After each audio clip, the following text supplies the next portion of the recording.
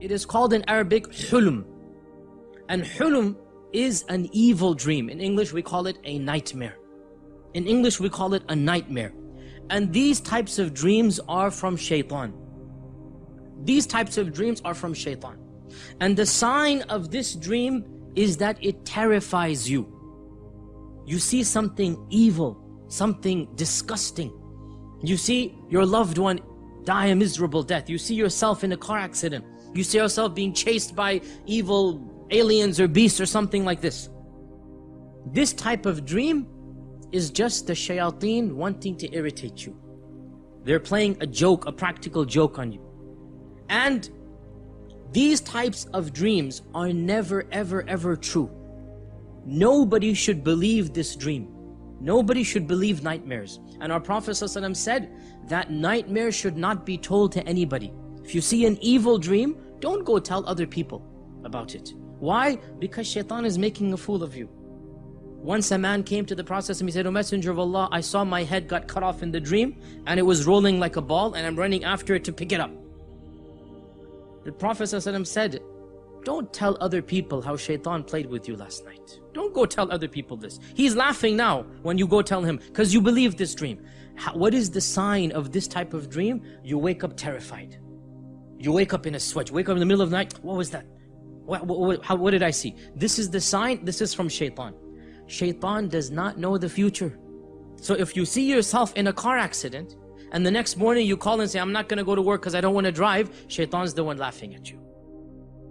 Shaitan's the one laughing at you because you believed him. The nightmares, you have to reject them because there is no truth, not an element of truth in them. Zero. And if you follow it and believe it, shaitan is the one who will be the winner. A nightmare, the Prophet ﷺ said, if you wake up with that type of nightmare, you seek refuge in shaitan. Say, "A'udhu billahi minash shaitanir rajim." And you're allowed to spit on the left-hand side as you do this. And the spit that the Prophet ﷺ talked about is a spit where the noise is made but nothing comes out. Like that. It's called nafath. A noise is made but no spit actually comes out. And that is to expel shaitan from you. And say, "A'udhu billahi minash shaitanir rajim."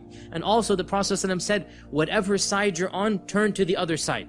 Why? Because shaitan, while he's teasing you, he is around you or sitting on you. So when you say "A'udhu billah" and you turn around, he has to flee and run away.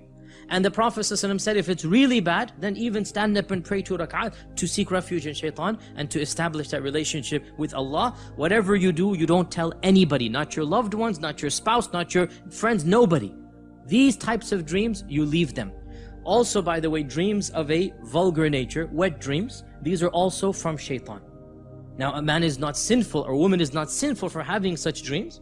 However, as you all know, the fiqh is when you wake up and you find that you have reached that state, then you must perform an entire ghusl. That dream is from shaitan, even though there's no sin on you because you don't control your dreams. And that is why the prophets never have wet dreams.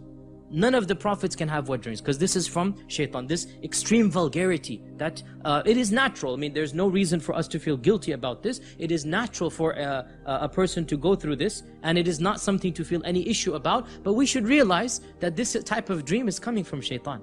It's shaitan who will show us such images in our head and cause this to happen, and then we wake up in the middle of this freezing cold weather and we have to go take a shower. This is not something that is coming from us or from Allah. This is from shaitan. So this is another type of hulm, another type of evil dream. Once again, we don't tell people about it. We don't go tell anybody. But if we wake up in that state, obviously we have to do ghusl.